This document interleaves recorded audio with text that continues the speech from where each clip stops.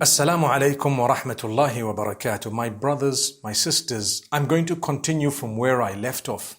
We were saying the days are not all the same in terms of virtue in the eyes of Allah, nor are the nights.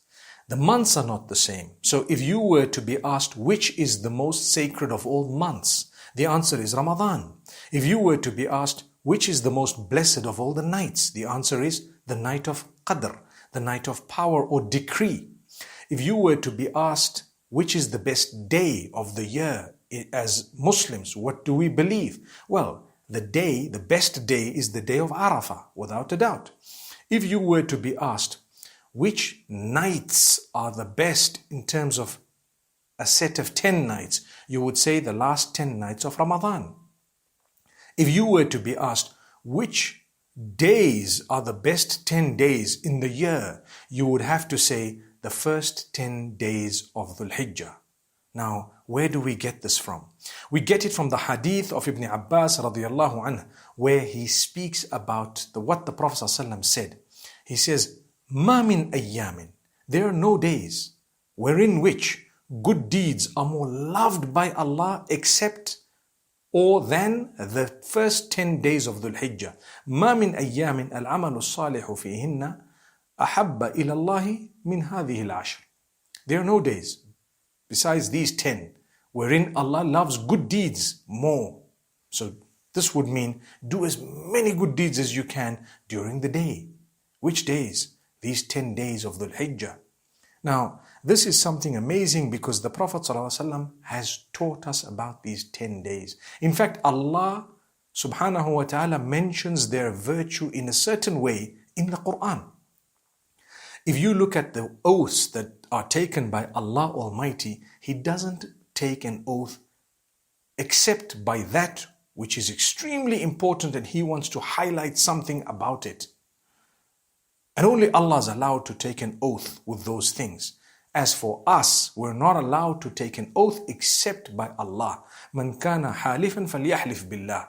Whoever is going to take an oath should only take an oath by Allah. It is prohibited to take an oath by your mother, your son, your father, whoever else it may be. Haram. You should not do that. You know, some people take an oath on their father or their son or child, etc. That's not allowed. The Prophet ﷺ says, "La tahlifu bi abaikum." Don't take an oath on your fathers. If you're going to take an oath, take it on Allah, with the name of Allah, no one else's name. As for Allah, He can take an oath on what He wishes because He is the creator. So He has taken an oath on so many things or with so many things. One of them, He says in Surah Al-Fajr, "Wal Fajr." He swears by daybreak. He swears by the Fajr. The oath. He takes an oath and He says, "Walayali nashr."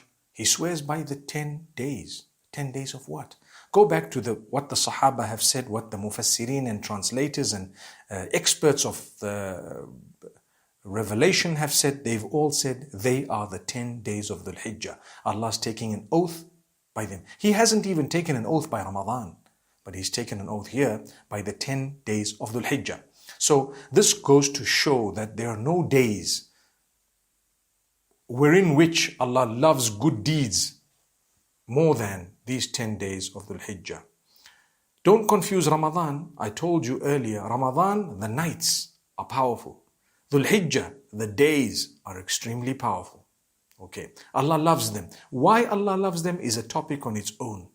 And at times we know, at times we don't know. But Allah wants you to engage in worship. It's a season. It is depicting the life of Ibrahim alayhi salam, who was the most loved unto Allah. So remember that Allah wants you to do things that He did in order to understand the lesson from it and to gain piety and closeness to Allah as a result. And this is why the best of the days is the day of Arafah, and it is a sunnah to fast on that day, the day of Arafah, for those who are not in Hajj. And on that day, if you were to fast, you will get a reward, or you will get a reward of the sins, the minor sins of the current year as well as the next year wiped out. Minor sins wiped out of the current year and the coming year. So that's 2 years of sins wiped out. By doing what? By fasting on the day of Arafah for a person who's not in Hajj. If you're in Hajj, it's not a sunnah. You shouldn't fast on the day of Arafah. But if you're not in Hajj, you should try that. The 9th of Dhul Hijjah, wherever you are, the 9th of Dhul Hijjah is the day of Arafah.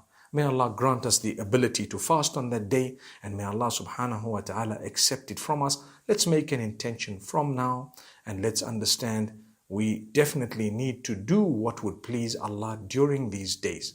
May Allah bless you all. أقول قولي هذا وصلى الله وسلم على نبينا محمد.